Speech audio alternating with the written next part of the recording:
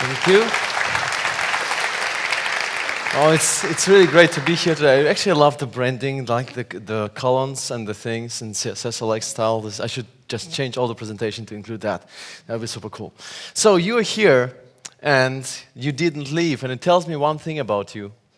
It tells me that you like dirty, you like tricks, and you're kind of interested in e-commerce. Am I correct to assume that? Now, the question is, how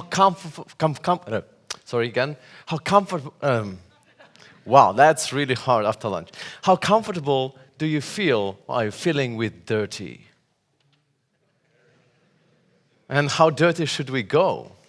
That's the main question. Now, I'm going to look into some of the interesting techniques and some of the interesting strategies that me being kind of working not necessarily on smashing, but also being consultant, mostly in e-commerce companies in Germany, what we learned the hard way by doing a lot of testing, by looking very much in detail into every single user interaction, because one of the first things we do when we start looking into testing, we record the session and then we see it or watch it, rewatch it in slow motion, like slowing down 5 times to see exactly what is happening with the mouse cursor, what is happening with the pointer. Right? And so some of the things are quite surprising, and it tells you a lot about psychology and the humans and how we actually do stuff. Now this is me, this is how I used to look like back in the day. I had no idea what to put in terms of like what I do now, because I have no idea. I'm totally messed up. I do many different things, but much of my time is actually spent on this beautiful site that used to be so clean and white and has become this. But there is a button. There is a button, you can click on it and then it becomes white. Just a note, because I get this request, this email a lot. So, what I want to talk about today are kind of 4 things. We're probably looking specifically into behavior and patterns most, but then we'll also look into what other companies are doing and then sum up. And when it comes to behavior, it's of course the human psychology and the way we do things. Because the way we do things online is not much different in terms of shopping, in terms of e-commerce, as how we do things offline. There is one difference though. We are used to suffer in e-commerce. If you think about all the e-commerce touch points, or things or steps we need to go through to give somebody money, I really wonder why we go on streets to protest for politics, but we don't go on streets to protest against this. We just take it. That's no problem at all. And it takes a lot of steps to actually give somebody money, but then something happens. Then, because your credit card gets declined. Right? So you're in this wonderful world where you don't know what's going to happen next, and you go home and you forget about it because you have parents or relatives and family and you have a life to move on. But they, or us, well, we never forget, do we? No. We're going to send them a reminder, shopping cart abandonment mail, reminding them that they should come back because their product is waiting for them. And they come back and they try to buy, and eventually they maybe buy, and eventually they have to log in, but they have forgotten the password already. They have to recover the password to download that invoice. And eventually, after 36 steps, if everything works as expected, they bought an item. So we shouldn't wonder that the average abandonment rate is around 70% in e-commerce. And that's a horrible, horrible number. Because you can imagine, 7 out of 10 people who add an item to the shopping cart end up not buying. Right? And we just take it, right? That's a really, really big number. And most of the time, you can actually bring it down, not significantly, you can't make it 0, but if you look into how people experience the e-commerce shopping, online shopping, then you can actually do a lot of stuff. Because the main reasons why people abandon is not necessarily of technical nature. There are just things that are not transparent or clear enough. For example, one of the main reasons why people abandon is because of the extra costs, shipping costs, fees, and so on, that are not visible right in the beginning. The other one is if you force somebody to create an account, this is going to cost you, because nobody wakes up in the morning hoping to finally create an account that day. Right? This just doesn't happen. If you force somebody to create an account, this will cost you money. If your site doesn't look trustworthy because your credit card area doesn't look trustworthy, of course you'll be losing sales there as well. A complicated checkout process makes up for just 18%. So, if you look into regular technical limitations that many e-commerce platforms provide, you can still do a lot of improvement there by taking care of everything else. And then, of course, payment methods.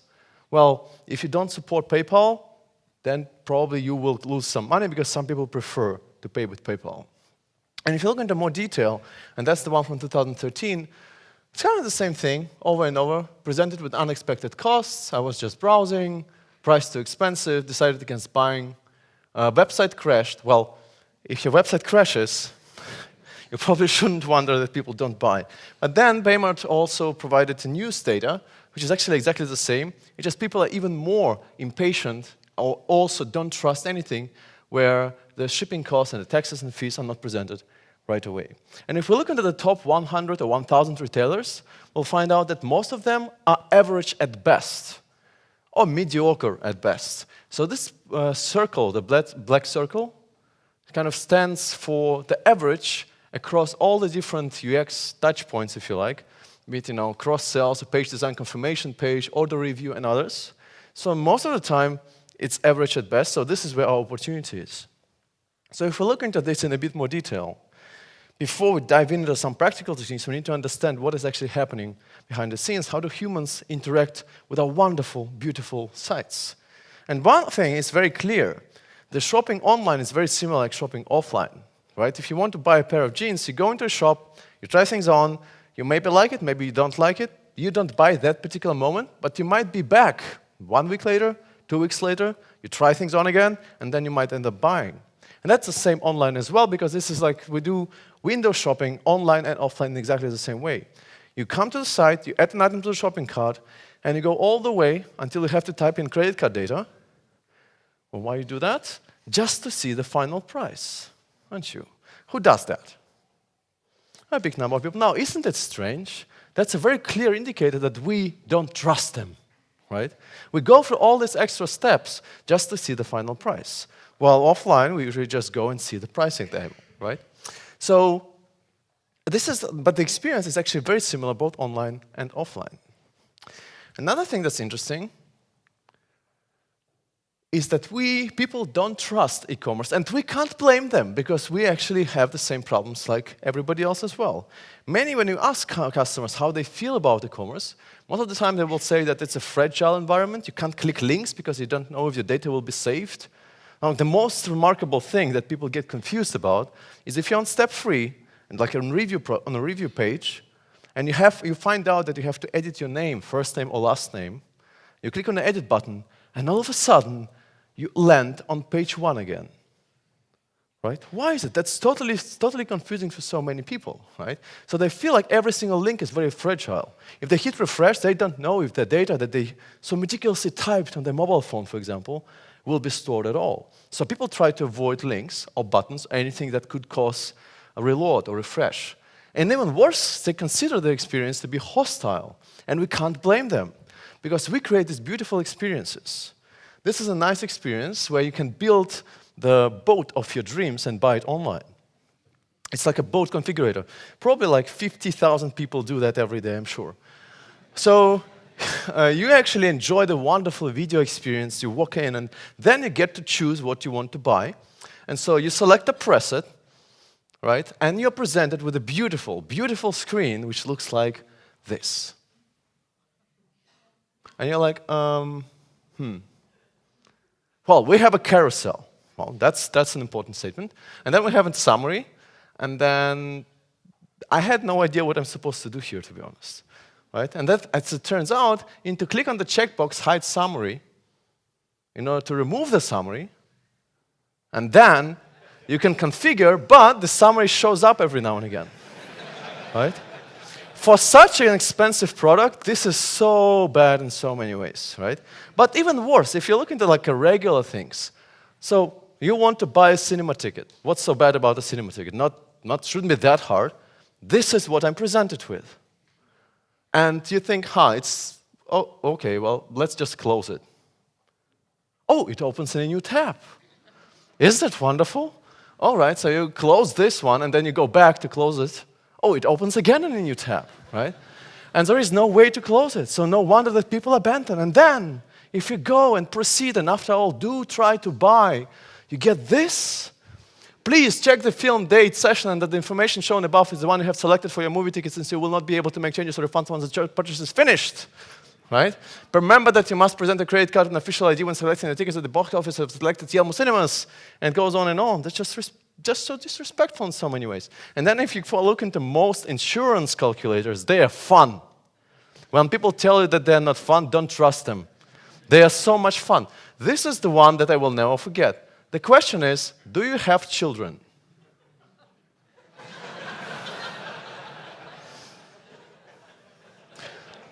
I mean, there's a lot of creativity that goes into creating this, I'm sure, but I need to find a way, like, to really understand in what mindset the person was when they decided that this would be a proper element to represent the answer to these questions, and it goes maximum to 5, by the way.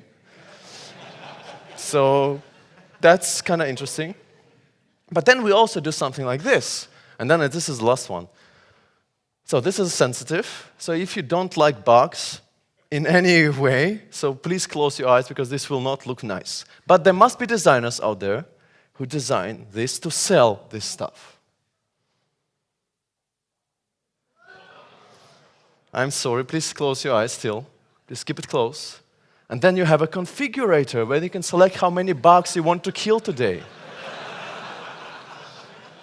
Right? I mean, I have to counsel at this point. This is just really disgusting in so many levels, right? And then you also have Ryanair, which is as disgusting if you ask me. Because here, I will never, well, they changed the design. But I will never, because we don't forget. No, we never forget. As designers, we never forget. So, because they do this, right? When you are supposed to buy a ticket with Ryanair, when you want to buy, insurance is added for you automatically, unless you know how to opt out. Because to opt out, you need to find the option to opt out, which is conveniently located between Denmark and Finland in country selector. Right? And even better, because we are creative, aren't we? We know the new formats, we know the Instagram ads, for example, so we create ads like this. Right? This hair is photoshopped in to trigger clicks. And it works really, really well. But then somebody said, no, that's not good enough. Let's make it better. Let's add some dirt, because who likes to have dirt on their phone? So people keep scraping and clicking. And even better, we don't want people to see unread emails. We want them to actually think that emails are unread, although they're read already. So let's have a bubble. There is an emoji bubble for that, right? And so it keeps going and going. And you know, we can go for like forever because I have so many examples of that here. But this is really happening quite a lot, right? And so it's very important that people feel that this is the experience, the e-commerce experience they're getting is fragile and hostile. And they're often in between things. If you want to build like a sculpture of a person using an e-commerce site, they will often be in between, tired or stressed or busy or hungry, and they want to just get things done, right? And so for them, it's really important to really get quickly through the checkout process. So yeah, they will be probably using our stuff while they're doing something else. And if we look into the conversion and hourly conversion rate in fashion retailers, you'll find this curve quite a lot. It's kind of a bit different depending on the day, but you will find a few things here. One of them is the conversion, and we're not talking about traffic, right? This is only about conversion at this point. So the conversion will be quite high, around 10 to 12, right? And it will also be quite high here during the, the prime time around 8 to 9, right? And it's also, there are also some interesting things. One of them is, if you look into Friday, it has a very special treatment for a way. So it has this major peak around 10 to 12, and then it really quickly slows down because people have other things to do on Friday. Right? But then it's the highest, it's like stable, the most stable around Monday. And if you look into traffic, this will be following a very similar pattern, but again, the prime time is likely to happen somewhere between 8 to 9. And the reason why that happens is because people tend not to buy if they have something that's more important at the same time. Like, for example, eating, right? So if you're hungry, you are unlikely to buy car insurance, right? So if you ate, you might just cross it off because you really have to take care of it. But every industry will be different. So this is true for fashion. It might be a bit different for you. But that's something to keep in mind. There's always this curve. So you can't say, let's measure conversion on Monday and Tuesdays. They will be different because the nature is a bit different. I don't want to be this person, but I have to, I'm afraid. Images are important. Images, visuals really do matter. So there are two kinds of products that we try to sell, considered purchases and non-considered. Considered are the ones where we take a lot of time to convince ourselves that we made the right decision. If you think about holidays, or booking a hotel room, or vacation, you will take some time to make that decision, while other things like batteries or paper clips, it's not so important, you can just get it right away. So they are non-considered. But mostly, in both cases, people will look at the visuals, so they are important, especially the more expensive the item is, the more considered it is, the more time they will spend by looking into the visuals, right? And so you can do some little things, like for example, use iconography to indicate the shape of the products that you're selling, for glasses, for boots and other things. When it comes to product pages, of course, we'll need to include some kind of stuff like this. Like galleries are very important, the carousels are very important. Somebody tells you carousels do not convert, they convert really, really well in eCommerce on the product pages. Especially the more expensive things are, the better, right? So people will be looking through every single image, including the video, and also they want to be able to zoom in and see every single thing in detail. But this will not help you. You can make images bigger, but in that case, it will not really help you, right? Because this is not really considered purchase, right? So in that case, it really doesn't matter. But images in general are kind of an important thing. And another thing that's also quite important, sorry for jumping around here, is to look into how this works. Now, we are really good at this, because we've been trained for many years now to do this, right? If you think about how often do you open your phone, it's 84 times a day that we open the phone, and we swipe, and we click, and we tap, and we're kind of used to it at this point. So having some sort of a thumb-driven design has become a very important thing recently as well, where we really need to think about how we're designing to optimize mobile experience for the thumb. Because this year is the first year where e-commerce conversion and overall e-commerce conversion in top 1,000 retailers has surpassed desktop conversion, which was not very common over the last few years. But now it's really, really critical to make it easy to buy online, on mobile. And so we know that 75% of people use touchscreen with one thumb. And so we use hands interchangeably, so we can't just design for the right-handed person and left-handed person. We need to design for both in a way, because sometimes we have a back in the left hand, sometimes in the right hand. So we need to be a bit more flexible about that. But we also have this sweep area, which is more accessible, and the others are less accessible. Now, where do we find our hamburger icon most of the time? The navigation in the left upper corner or right upper corner, where it's not really accessible, but that might be a good thing, right? Because you need to dedicate the primary content to the most accessible, most important area. But if you have a delete button, you could, of course, say it's going to be in the green area, but then people, of course, will misstep all the time. So it's really important sometimes to make it a bit more like a conscious decision to click on that button. So it shouldn't be in the green area. But call to action buttons like add to cart button, next step, shopping cart, they should probably be at the bottom half of the screen now. Now, what's also interesting is that people tend to press with different amount of pressure, obviously, and it also depends on the posture. And there are different postures on the ways of holding a device. The most common ones are, again, the one where you actually use the index finger or the thumb. And it's interesting because I don't have a phone with me here, but it's interesting because we changed the posture a little bit, because if you look into these two, which are very important, you'll find that this one and this one, the only difference between them is that the hand, the palm, is a bit higher up the phone, because we used to slide up to reach that hamburger icon. We really have to do that, right? So we're kind of getting better at this. And also it depends on what task we have, and people tend to change the posture and things, but as we type, we're probably using two fingers and thumbs, but most of the time we use cradle and hold and tap, right? So what does it mean for us?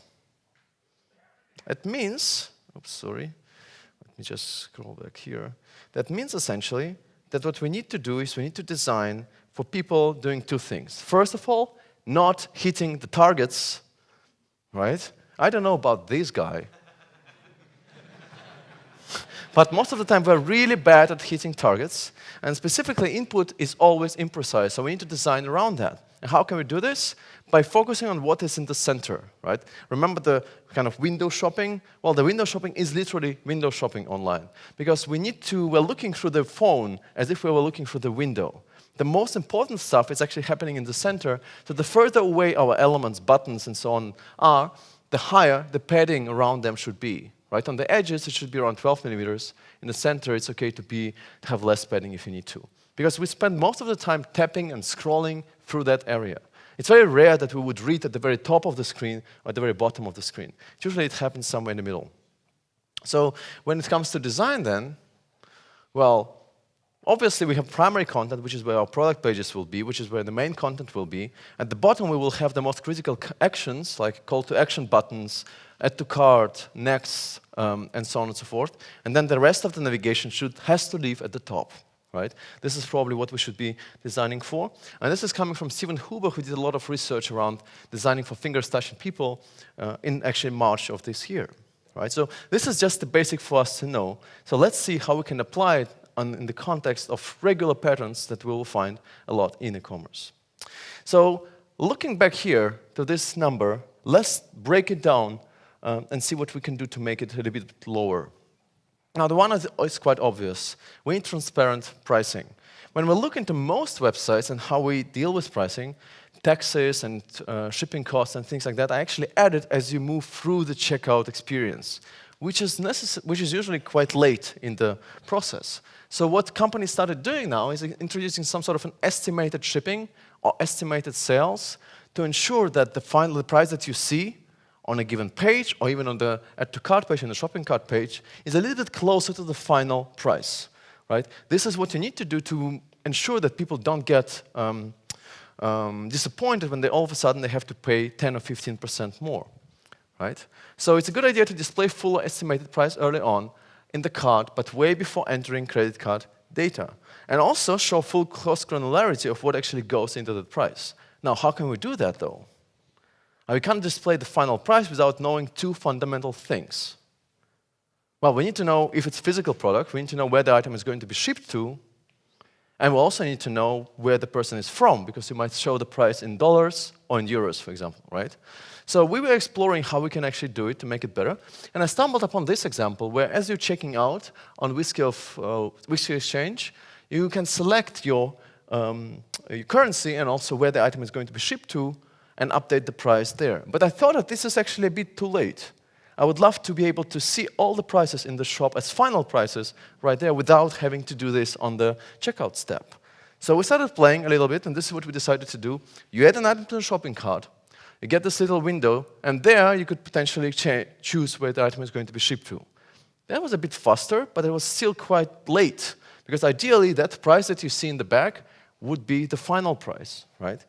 So we started thinking, and then in the end, we decided to just remove this thing altogether and have free shipping everywhere. And so then the price, of course, is the final price. The only thing is the currency. And so you can, of course, use IP detection to say that you're probably from the US or you're probably from Canada and so on, and to change the price accordingly. It's not quite reliable. So we ended up having just $29 or whatever for the book. But we also added something in here, which is, I'm very proud of this. Final prices, no surprises. Feel free to use it if you like.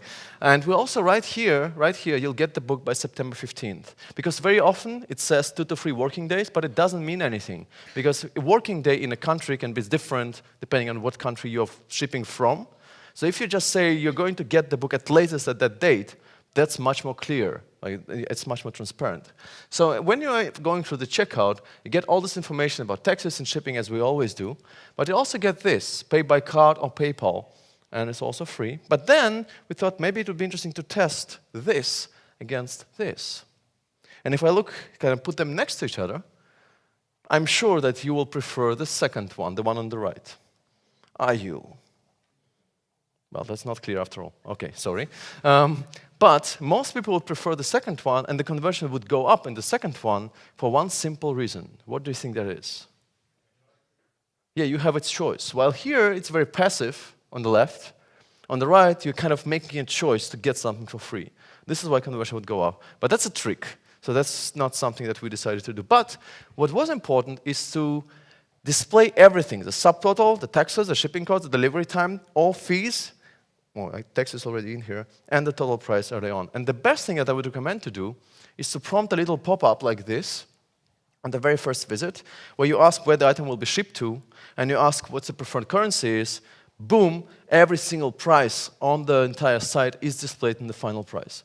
I'm not a person who likes pop-ups, but I think if you design it nicely, so it fits in within the story, then it actually, within the site, then it actually can work fairly well. So, because at this point, once you know this is perfectly enough to actually display all prices and final prices. And it's important to show price in shopper's local currency instead of showing it in a foreign currency, not because customers are stupid and don't know how to convert. Of course they do. The problem is they don't know at this point who is going to be charged for the conversion. Your credit card institute, or are you using a strange currency exchange rate, right? So whenever you have inconsistency or uncertainty, you're going to end up not buying. So that's what you want to avoid. And of course, while doing so, it's a good idea to include availability, stock availability as well. Like there are many sites that provide you express checkout, but then the item is not in stock. So what's the point of express checkout, or express delivery, sorry, right? So that's just ridiculous. There is one thing that most people do, by the way, when they want to compare, and that's, of course, selecting the number or highlighting the number or the article's item's name on the page, and then going to search for the better options, or cheaper options on Google. Who does that? Oh, I know you so well. I studied you so much. Yeah. So, but that's an interesting part. If you just display a little pop, hey, don't go anywhere. We did all the price matching already. We know that we have the best price. If you find it somewhere else cheaper, we offer it even cheaper. But you don't have to go. Well, a vast majority of people will not go. And the reason for it is because nobody really wants to compare. It's not like you're enjoying comparing things. Yeah, let's spend 21 minutes going through the checkout and adding items to the shopping cart all the way until credit card input just to see the final price. Nobody likes to do that, right? So, of course, this actually works fairly well. Another thing that's also interesting is how to display products. So there are different ways. So let's have it, a vote, a public vote. How do we display items? Pagination. Page 1. Like imagine you have a page, a very long page. What's the most popular page in every e-commerce experience, in every e-commerce site? Or the most popular one? Yes? The what? First page, well, it could be, but most of the time, it's not the most interesting one, let's say. The sales page. The sales pages often contain everything, right? And so if you go and include, like, show all the product on the sales page, your conversion will go down because there is just too much choice. But we have options, right? So we can use pagination. So you go click page 1, page 2, page 3, or the infamous infinite scroll. You scroll down, and you scroll down, and oh, it scrolled down, and scroll down, and you never hit the footer unless it's a limited number of products. And so this is your scrollorama experience, right? So that's number 2. The first option is to display everything. Second option is the first option is display pagination. The second, display everything just by scrolling. And the third one is the load more button. You scroll down to a certain point, and then you see a fancy button in the middle saying, load more products. So which one would work best? Who thinks that pagination works best? Not many. Who thinks that infinite scroll works best? Oh, more people. Who thinks that loading more button works best? Oh, even more people. Well, I have to tell you one thing. When you ask people, interview people, they hate all of these options. So it doesn't matter what you like or not, you will not get it right, because people. So, and normally you think, well, why don't they like it? What's so wrong about it? Pagination is usually slow, because you have to go to page 2, to page 3, and they tell you in the user interview, so why don't you show me more? Just, why do I have to wait all the time? They say, well, okay, so here's more, infinite scroll. Like, why do you show me so much? I can't make sense of it. And then you say, so here's a load more button, just see as much as you want. Why do I have to click on the load more button all the time? I want to see more. So you think that if A doesn't work, and B doesn't work, and C doesn't work, then the combination shouldn't work either. Not with humans. No. not with people. Because as it turns out, the best option for conversion is to combine load more button and infinite scroll. And how does it actually work? Now, you display 10 to 30 products on the initial page load. Then people start scrolling down. You kick in 10 to 30 more products. So they see at most 60. Right? It depends, of course, on the width of the device. If it's like a mobile, you shouldn't show more than 20. But like if you're looking at the desktop, you could actually display 60. And then, once they hit that threshold with 60 products or 20 products on mobile, you change it to switch over to load more. Now, why is it better? Well, because you combine all the best of both worlds. You can reach the footer quite easily. You can also change the state. You can send a link to yourself and continue browsing later, for example. And also, when you include enough white space between the first 60 products and the next 60 products, people assume that this is like pagination, so they're done with page 1 or set 1, and they're moving on to set 2. It's like a mental break-in, because they have to actually click on that button to move on. It feels like they finished or checked out the first part, so they can move on to the second, right? Another thing that's interesting as well, by the way, related to that on the product page, is the breadcrumbs. Breadcrumbs are very important, and so many e-commerce sites don't have them. So these breadcrumbs over here, why do you think they're important? They're extremely important. Not many people, yes. So they're important because many people will be coming to this site or similar sites through the search engines, and they need to be able to know where they are and to be able to explore other options. And we usually don't design around that at all. We optimize to be in text by search engines, but not for people coming from search engines. And if we look on this product page, there are many things that are very, very important. And one of them is, first of all, the return policy that's available right here as a link. In general, the Walmart example is a very, very good example. There are many, many good things happening there. And a product page has to be long because you have to add a lot of stuff in there. Not only complementary items, the items that people tend to buy instead or together with that item, but also, of course, reviews. They're very important. And when it comes to reviews, you really do need to include that signature thing. Not just 4 stars or 4.3 stars, but actually the distribution of those stars. We'll get to that in a second. And you also need to include essentially a lot of detail about technical specs and the product name, the byline, the price, and the images. So these pages have to be long because people will be looking at everything. Because you do want to eliminate all concerns at once. This is kind of your main goal. And this brings us to a very important thing that helps you get there, which is reviews. If I ask you, if you have 2 products, very similar products, very similar brands, the brands you trust, but they have slightly, also similar pricing, but they have slightly different number of reviews. One of them has 18 reviews with an average being 4.7. And the other has 9 reviews with an average being 5.0. Which one would you choose? Again, you have the first one where you have 18 reviews with 4.7. And you have another one which has 5.0 but only 9 reviews. Okay? So who would buy 4.7? Okay, vast majority. Who would buy 5.0? Not many, not many. Who would look for something else? Okay, because normally 4.7 is not good enough for us. We look for this particular pattern. We always need many good reviews and some bad reviews.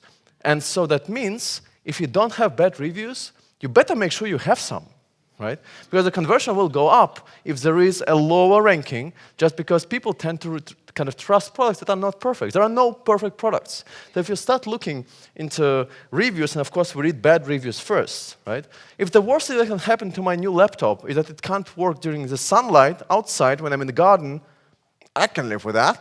That's no problem at all, right? So we always look for many good reviews and some bad reviews. And in fact, the best score you want to achieve to maximize conversion is approximately between 4.82 and 4.85. Right? So if you are at 4.9, that's dangerous territory, right? So you don't want that. So ask your friends to be really honest and submit honest reviews, right? Because this is what people trust. And of course, the more reviews you get, the better. I mean, if you have 800 reviews and the average is 4.95, that's great, of course. But most products don't have that. And it goes for every kind of product, not only the book or electronics, for pretty much everything. people tend to prefer lower averages despite just for having more reviews, right? And you can make use of those details coming in reviews, because this is in the end what people are looking for. If you could say, just show me what are the highlights, why people gave that product 5 stars or 1 star, that's much better experience than having to go for all the comments. And in fact, this is a mock-up from Ravi Teja, who lives in India, for Flipkart, which is a huge, of course, e-commerce platform in India. And so here they allow the reviews to be sorted by pros and cons. So you can say, what are the reviews about heating? Why do they show up quite a lot? And that's really, again, more useful. And in fact, what would be the perfect e-commerce experience? Well, most of the time it would be something like this, where you just say, I need a smartphone, these are the qualities that I care about. Boom, show me all the options that actually fit in there. Well, based on the reviews and, of course, technical details as well. And another thing that also can be useful there is to try to introduce some sort of FAQ, which is really, really great here on argos.co.uk, where the idea is simple. Well, why don't we connect people who bought an item with people who are about to buy an item? So people who bought an item can answer the questions from people who are potentially interested in the product, and if both parties value the answers or the communication as useful, both parties getting credits that they can use to buy next products or buy that product. Right? That's really, really useful because people tend to trust other people having that experience. So if you're buying a digital camera, you can just ask somebody who has it, about something particular that really interests you. Right? And so this could be quite useful. Another thing that's dangerous, it's a very dangerous territory, is of course coupons. Oh, coupons. If we don't have a coupon code, we don't want to spend too much money on something, right? So what we end up doing is, of course, we go on Google trying to find one. Who does that? Oh, I know you really well, right? So if you do that, you are leaving the site. We don't want you to leave the site. We want you to stay on the site. So I started looking into options of how we can improve this experience. And you might say, so what's the big deal? You don't find a coupon code, so you don't find a coupon code, so you just move on with your life, right? No. You don't move on with your life. No. There are two different kinds of people, right? So there is one person that goes on Google, tries to find a coupon code, and to be honest, if we're being honest, it's probably probability of that coupon code will work. It's maybe a 1 out of 10 if we're lucky, right? But we will try. We will try. So we go and try to find one, but that person finds one, plugs it in, gets a red border, so it's not applied, it's expired or something. Okay, I'm going to move. Okay, right? That person goes on Google, tries to find one, finds a coupon code, does not expect it to work, by the way, plugs it in, gets a green border with a check mark and a nice animation, I tricked the system, I found a valid coupon code. That doesn't happen a lot. So these two people have very different motivation. If that person gets credit card declined error, they will be quick to dismiss that thing altogether. That person will go to the neighbors, will go to the friends, will go to parents, and everybody they know to get that coupon code applied, right? So they have a much stronger motivation to actually buy things. However, a more classical way of dealing with it, like with the coupon code, is to just hide it, right? Like here on wonderful Ryanair example, where you can redeem a voucher or reward in here, and then this field shows up, right? Or a more convenient example is on Amazon, where you have this little note here, enter a gift card or promotional code, and then you click on it, and it's like an accordion, it expands, and then you can input the area, like by de-emphasizing coupon fields. So this works in most companies, in fact, but we decided to do something slightly different. So what we decided to do is to say, well, let's submit, because there are these coupon farms, they all copy each other anyway. So you submit an invalid coupon code to those coupon farms. And then you do this. People start typing in a coupon code that they find, and then they get, that coupon code seems to be, fishy. Why don't you try fish instead? So 92% of people start typing in fish. When they type in fish, they get 1% discount.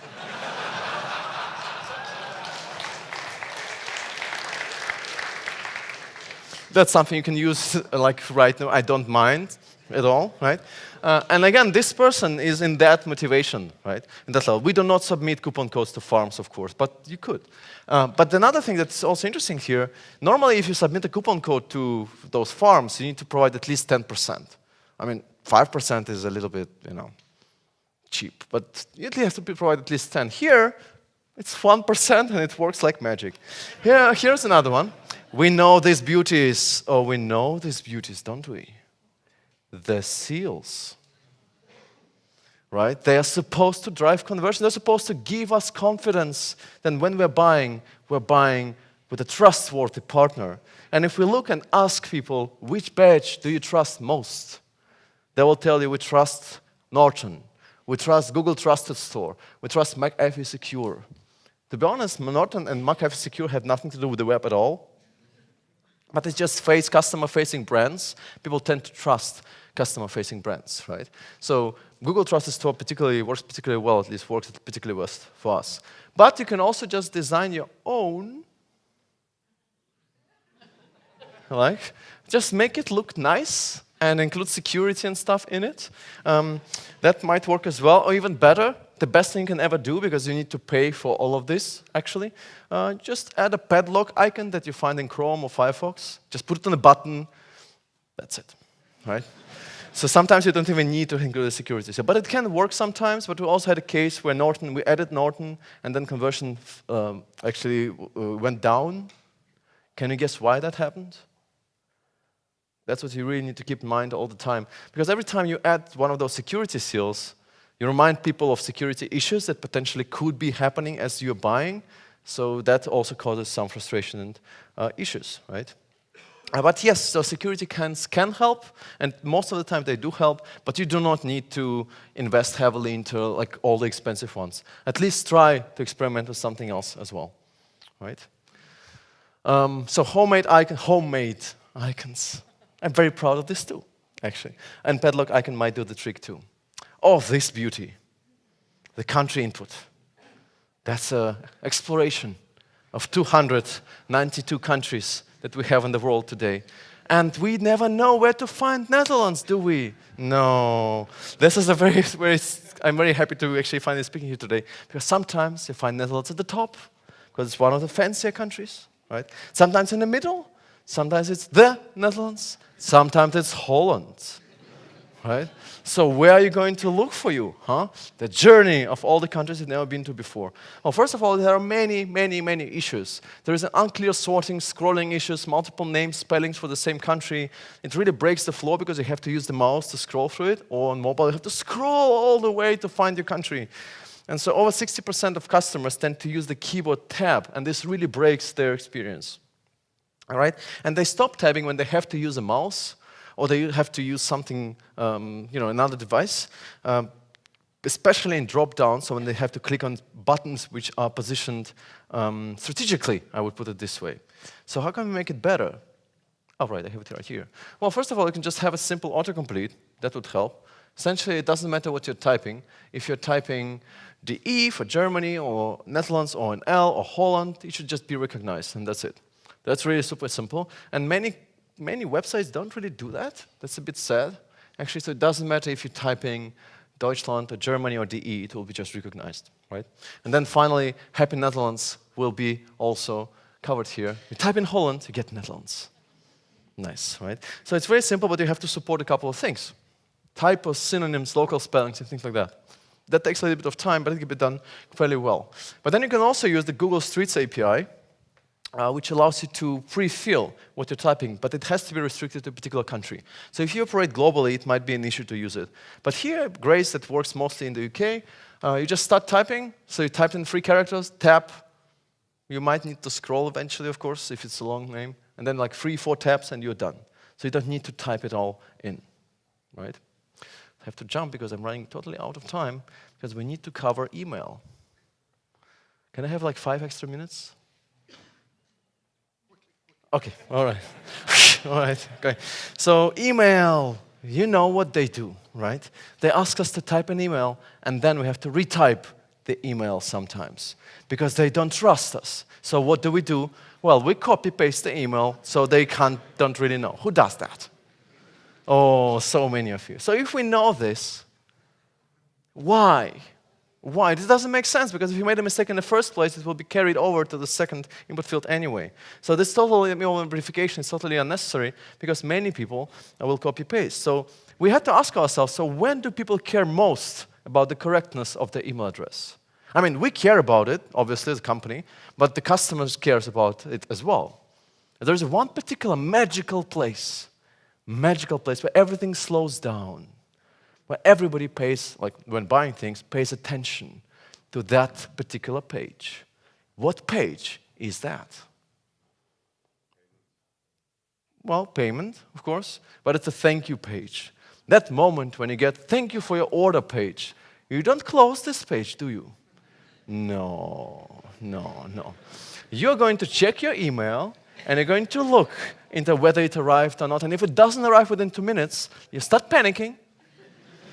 Very calmly, but slowly start panicking. If it doesn't arrive within 4 minutes, you start getting ready to call the hotline. Right?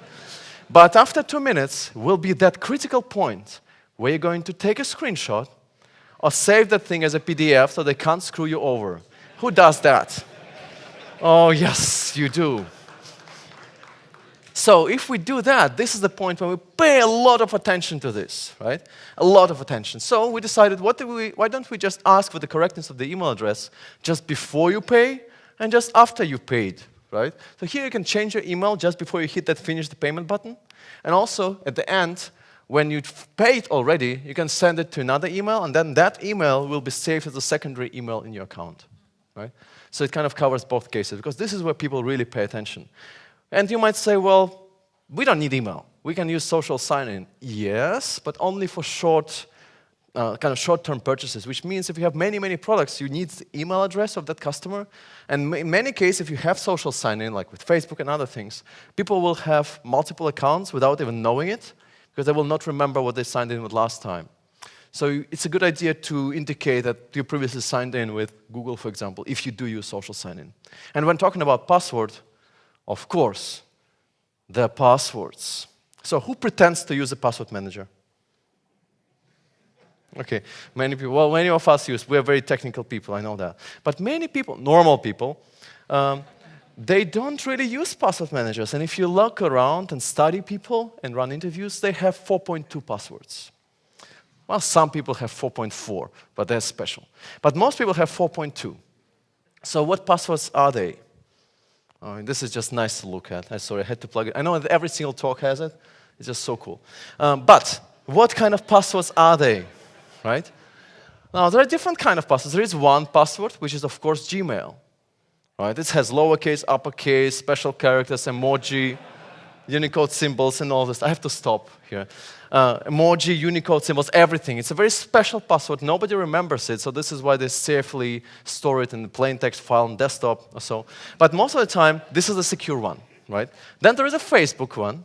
I mean, unless in Russia. In Russia, you just don't have a Facebook account. But most countries will have a Facebook account. And so you have a Facebook password, which is lowercase, uppercase, has special characters, all of this stuff. Safe. And then you have a third one, which is online banking. That's the one you remember most of the time. It's quite short, and you remember it. But then, there is a fourth one. Yep, that one, right? The one that they will ask you for. Well, for example, when you set up a new account somewhere, where you're forced to set up a new account, you probably will be using that password. Am I right?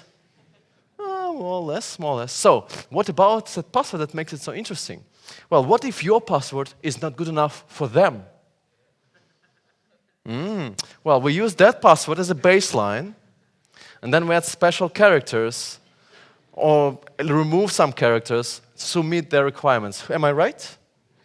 Yes. So once we do that, and when we go to the checkout, we will have forgotten that password already, so we have to recover it next time. And that costs a lot of money, because password recovery is really, really super expensive.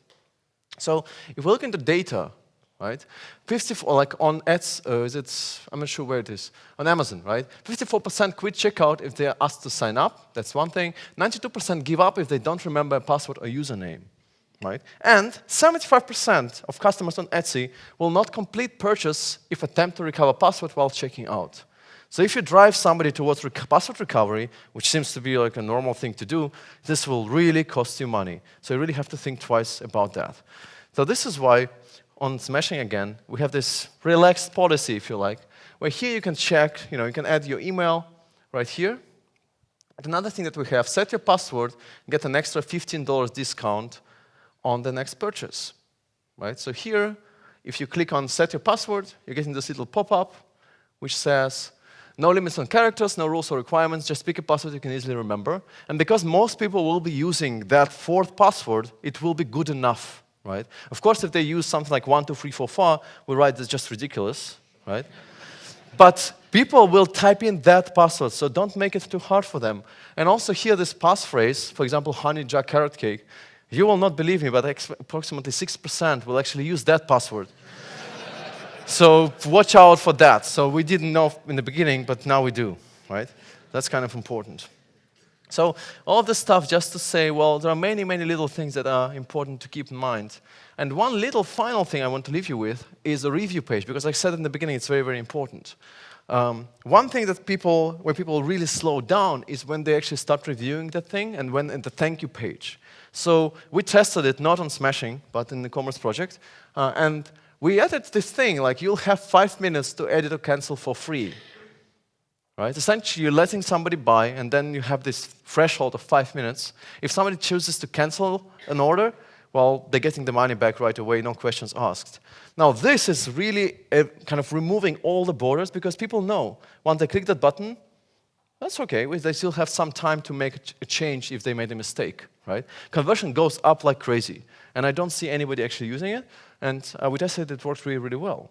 And another thing that's also important is to be able to make changes without having to go to step 1. And it's called the inline editing for input fields. And I'm wondering why it's not working or it's not existing in most applications out there.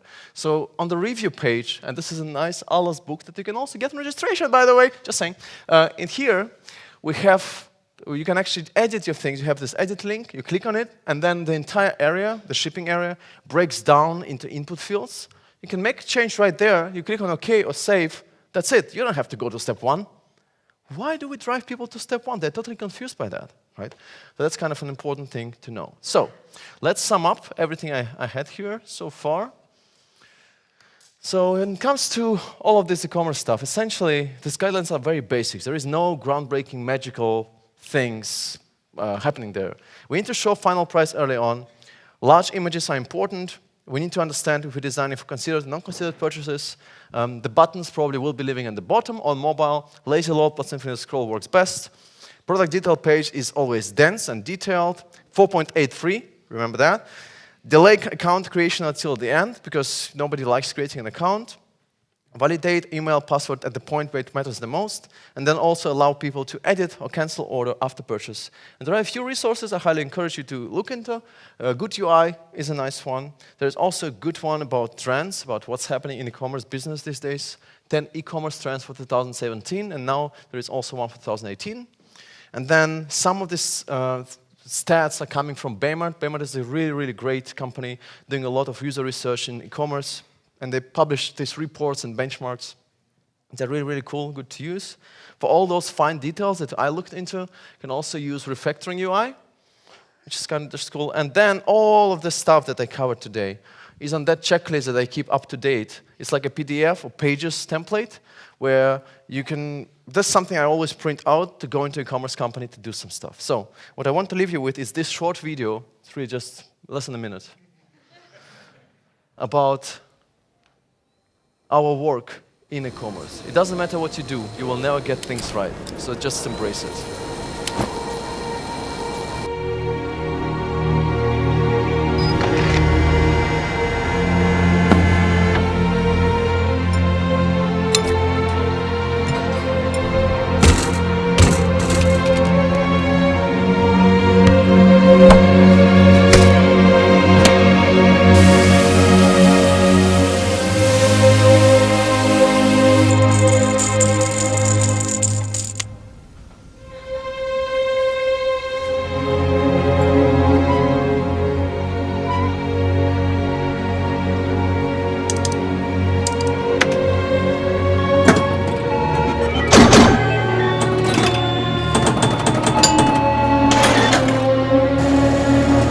designers.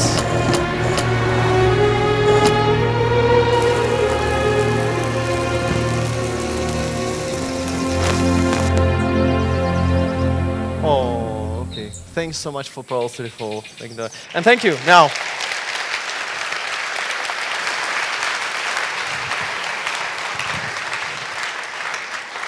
let's have a conversation. Yes? Sorry. That's I okay. think I'm used to it. we could discuss this for hours, I think, and I really afterwards I want to hear how your pointer works. I think half the audience wants to know. Oh, it's just a Logitech Spotlight, the new one. It's nothing fancy. It's great. I know there are quite a lot of people from e-commerce actually in this audience, including, for example, Coolblue, and they put a lot of humor in their e-commerce. So, what are your thoughts about that? You know, does it work I think well? at this point, there are two things we need to keep in mind. One of them is there is this notion that we don't, well, Steve Krug wrote this famous book on Don't Make Me Think. I think at this point, if we want to connect as a brand with customers, the only chance we have is to slow them down and make them think. Not too much, just a little bit at the point where they don't expect it. That's why it's a good idea, I think, to take one boring element, something that's just extremely boring where nobody expects anything, make it a bit more interesting. So, and on the side, of course, of the checkout, we have these checkboxes that literally do nothing. And one says, I just like ticking off large checkboxes in the checkout.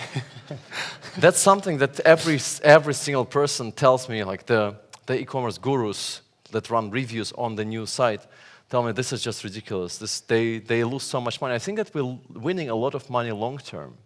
Yeah. So we have to think about like these two directions, I think, at this point. Because there's so many choice, right? Also in e-commerce, there's so many options you can go to. So. I think that it's really critical to add a little bit of friction by showing a little bit of personality. Not, of course, when people have errors or critical problems, but to make them feel like this is not really work, but it's, I mean, it has to fit in with the rest of the site, and this is why we created it in this way. So it had to, I mean, there is this whole story, and we wrote the script for that story actually 2 years ago, way before we started working on design.